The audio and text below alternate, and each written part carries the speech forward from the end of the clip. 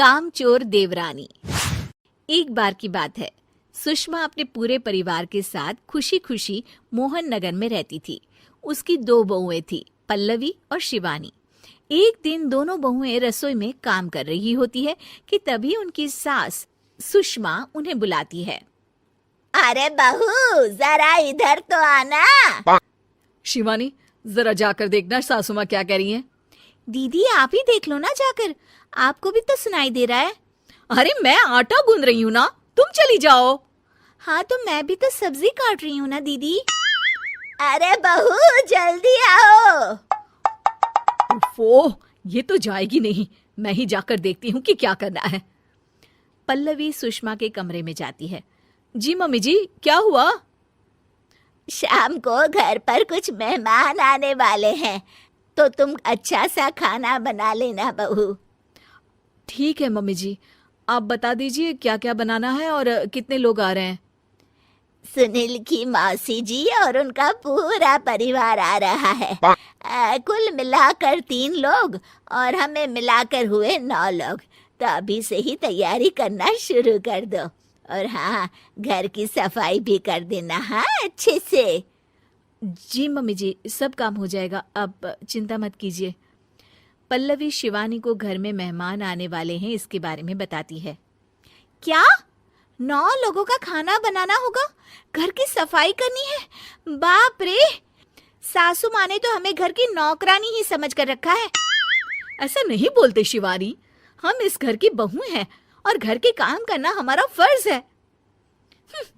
दीदी तो है ही सासू माँ की चमची, जब देखो सासू माँ सासू माँ। मैं तो इतना सारा काम नहीं करने वाली। शिवानी कपड़े लेकर गमला साफ कर रही होती है और चक्कर आने का नाटक करने लगती है। मेरा सर चकरा रहा है। तभी वहां पल्लवी और सासू माँ जाते हैं। अरे बहू, क्या हो गया तुम्हें? मम्मी जी, बहुत तेज सर में दर्द हो रहा है। तुम एक काम करो शिवानी, आराम कर लो।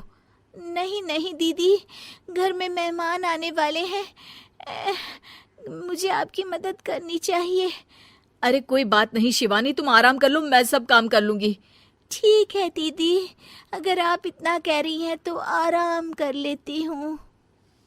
शिवानी आराम से अपने कमरे में मैगजीन पढ़ रही होती है। इसे कहते हैं आराम की जिंदगी। इतना सारा काम। चलो सारा काम खत्म हो गया, शिवानी को देख आती हूँ। शिवानी अपने कमरे में ईयरफोन में गाने सुनते सुनते सो जाती है और उसके साइड में मैगजीन भी रखी होती है। पल्लवी वहां आ जाती है और वो सब देखती है।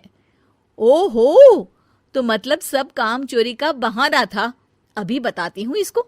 घर का सारा काम मुझे करना पड़ा और ये महारानी यहाँ मैगजीन पढ़ रही है, गाने सुन रही है। पल्लवी रसोई से एक प्लेट और चम्मच लेकर आती है और शिवानी को थाली बजाकर उठाने लगती है। शिवानी अचानक से उठती है। उठ गई महारानी, गाने भी सुन लिए, मैगजीन भी पढ़ ली। तुम तो बहुत बड़ी झूठी निकली शिवानी। तुमने सर दर्द का बहाना बनाया ताकि काम करने से बच सको। हाँ बनाया बहाना, तो क्या करती, इतने सारे काम करती। मुझे कोई शौक नहीं है चापलूसी का। क्या चापलूसी? तुम्हें लगता है कि मैं सारे काम चापलूसी के लिए कर रही हूँ? और नहीं तो क्या। तभी वहां सासू माँ आ जाती हैं। अरे बहू, वो लोग बस आने ही वाले हैं, तुम तैयारियां कर लो। जी सासू माँ, तुझे तो मैं बाद में देखती हूँ। सब खाना खाने बैठते हैं और खाना शुरू करते हैं। तभी सुनील की मौसी बोलती है। वाह भाई वाह, खाना तो बहुत ही अच्छा बना है सुषमा जी, एक एक चीज में क्या स्वाद है। ये सुनकर शिवानी मुंह बना लेती है। उसे अपनी जेठानी की इतनी तारीफ रास नहीं आती। आपकी बहुएं तो बहुत ही अच्छा खाना बनाती हैं। हाँ, बनाती तो दोनों ही अच्छा है, पर आज ना ये सारा खाना बड़ी बहू ने बनाया है। छोटी बहू की तबीयत ठीक नहीं थी, सो इसलिए। मानना पड़ेगा सुषमा जी, आपकी बड़ी बहू तो बहुत ही गुणवान है। पल्लवी की तारीफ सुनकर शिवानी को जलन होती है। पल्लवी ये सुनकर खुश हो जाती है और शिवानी की तरफ देखकर उसे चिढ़ाती है। कुछ देर बाद मेहमानों के जाने का वक्त हो जाता है। मौसी जी सबके लिए उपहार लाई होती है। वो सबको शगुन के पैसे देती हैं और अंत में पल्लवी के पास आती है। तुम्हारे लिए शगुन का लिफाफा तो है ही, पर बहू तुम्हें एक और उपहार भी मिलेगा इतना अच्छा खाना बनाने के लिए। मौसी अपने सोने के कंगन निकालकर पल्लवी को पहना देती है। ये लो, ये मेरे मनपसंद कंगन है, अब से ये तुम्हारे हुए। धन्यवाद मौसी जी। ये देखकर शिवानी तो पूरी तरह से जल जाती है और गुस्से से रसोई में चली जाती है। तभी वहां पल्लवी आ जाती है और उसे अपने कंगन दिखाने लगती है। देवरानी जी, अब आपका सर दर्द ठीक तो है ना? मुझे लगता है कि अब सर दर्द शुरू हो गया होगा आपका।